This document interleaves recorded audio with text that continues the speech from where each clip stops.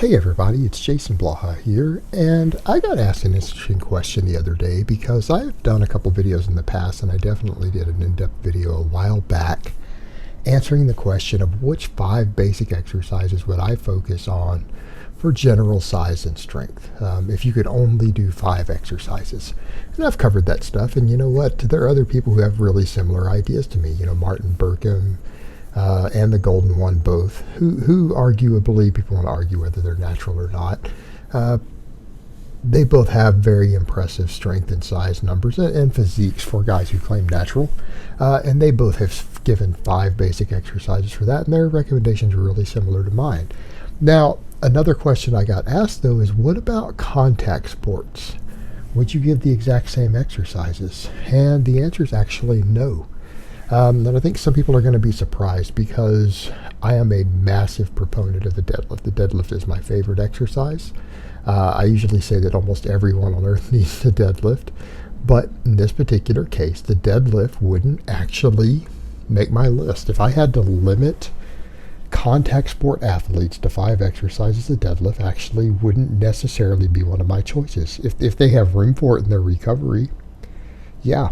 But for people who need to hit people as hard as possible, whether it's a grappling sport, combat sport, or say American football, rugby, whatever, any sport where you have to make physical contact with another person, I think that we need to be very specific in what we choose. And so if I can only pick 5 exercises, my criteria would be which exercises give the most strength and power and explosiveness through the entire body.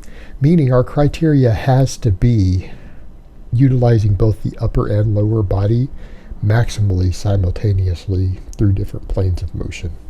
In other words, an exercise that doesn't allow for maximum speed is useless to us. Any exercise that doesn't allow transferring power from the lower body through the upper body is completely useless to us in this context. Every one of these contact sports, we need people who can generate maximum force using every muscle in their body simultaneously. In other words, when you hit someone, tackling them on a playing field, when you punch someone, when you kick them, you need to use as many muscles as humanly possible, and you need the highest possible threshold for muscle fiber rate coding. And you need a lot of this to carry over to grappling to some extent. So there, again, what exercises would I pick?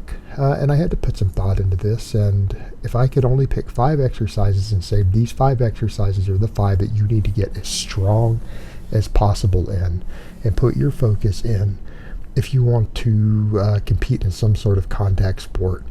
And again, I think people might be surprised at some of the choices. Right up front, I'm going to say the back squat up near the top of the list. Obviously the back squat, because as far as big full body exercises, it allows for use of a long range of motion.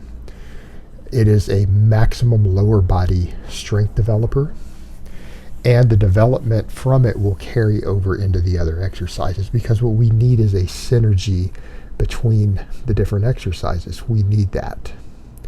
And the back squat is going to give us very, very good carryover to all these other exercises in building a full body strength base, and particularly a lower body strength base, in which we have a strong core and back to go with it. And that's one of the reasons I tell people, if you're going to compete in any contact sport, things like one-legged work is completely useless, because you need to be able to generate maximum force through your torso, through the legs, and any exercise that reduces the weight you can use so that you can do one leg, completely useless. So back squat is going to be top of the list. That needs to be your number 1 priority, the back squat. I'm also going to say number 2 behind it's going to be the front squat. Now, some people are going to be like, if the back squat's in there, why do you need the front squat also? Again, development of the core, development of the legs simultaneously. The extra mobility that it requires in your upper body is going to be beneficial. It's going to help you in certain endeavors, other contact sports. But the main thing is that it will allow carryover to two of the other exercises that I'm going to throw on the list. And that's going to be important because what we need are for all of these lifts to feed into each other. And the front squat is a very, very important accessory lift for a couple of the other exercises that we're going to throw into this list. And I think that these exercises are mandatory for contact sport athletes, particularly those who have to punch or to push and who need power. And so the front squat will lend itself very effectively to two other exercises, and it will allow the strength that we develop on the back squat to transfer more easily to these other exercises. So yeah, the front squat is actually going to be mandatory, and it's because two of those other lifts are going to be the push press and the power clean. Now the push press, this one's obvious. Why the push press? Well, think about it when you hit someone on a playing field in football, that push. Or how about if you have to punch someone? The push press allows you to punch or push people while using leg drive. It teaches you to use your quads and your hips and your glutes to produce pushing force with the upper body, because you use it to drive it, you use it to initiate it. So it trains you to learn to hit and push. And again, think of any sport in which you need to punch someone, whether it's martial arts or football where you need to push someone out on the field. The push press is going to be probably your most important exercise for that. And that kind of goes back to the whole front squat thing, because the front squat is an accessory exercise for the push press. So developing a very, very strong push press will, again, teach you to use your lower body and those big powerful muscles in the lower body to initiate a push with the upper body and to get strong at pushing with the upper body or press in general. So again, we've got that full body component to it. And again, that's one of the reasons we would train the front squat. It will help transfer your back squat strength over to the push press better. So again, they feed into each other. There's a chain of events happening with those exercises. I would also say that after that's going to be the power clean. The reason for that is the power clean is usually a good judge of overall athleticism. A lot of strength and conditioning coaches, that's what they look for.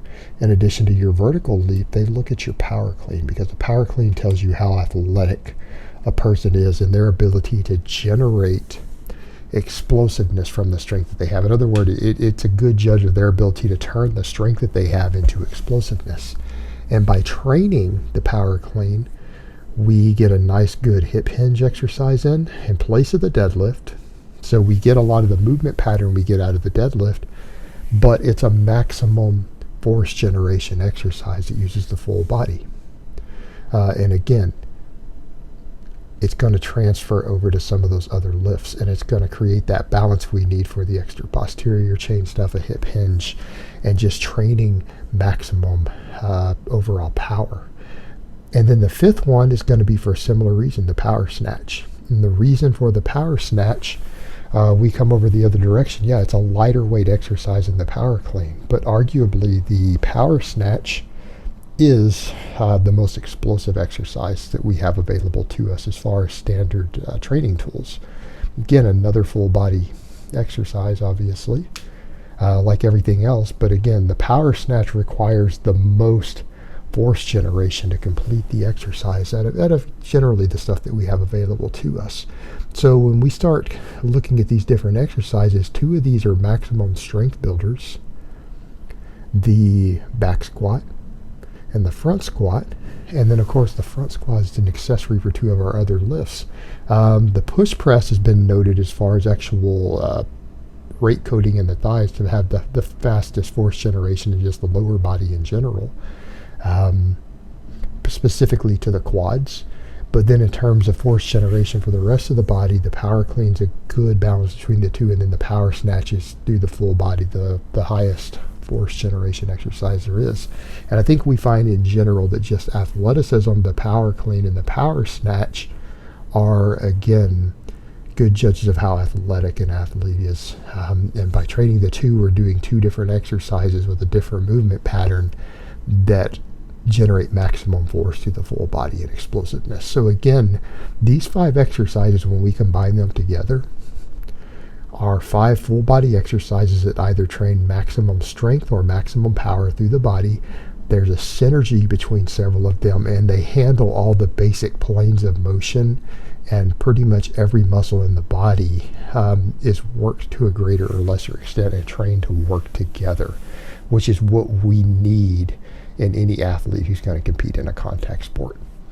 Alright guys, but that's really all I have to say on that today. I hope it's been informative, and I will talk to you guys next time.